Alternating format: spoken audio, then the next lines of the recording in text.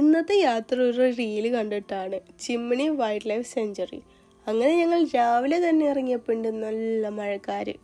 മഴയാന്ന് വിചാരിച്ച് പോകാതിരിക്കാൻ പറ്റില്ലല്ലോ, അതുകൊണ്ട് റെയിൻകോട്ട് എടുത്ത് ഞങ്ങൾ ഇറങ്ങി. അങ്ങനെ ഞങ്ങൾ ഡാമിലെത്തിയപ്പോൾ ഉണ്ട് നല്ല മഴ, പോരാത്തിന് നല്ല ഫോഗും.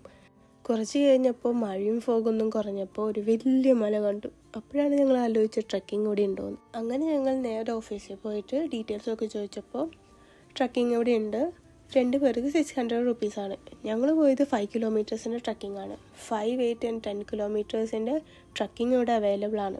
8 and 10 കിലോമീറ്റേഴ്സിൻ്റെ ട്രക്കിംഗ് ബുക്ക് ചെയ്യണത് ഓൺലൈനിലാണ്. ഞങ്ങൾ ട്രക്കിങ്ങിന് പോയപ്പോൾ ആകെ കണ്ടത് പച്ചല്ലിപ്പാമ്പിനെയും 2 അട്ടകളെയാണ്.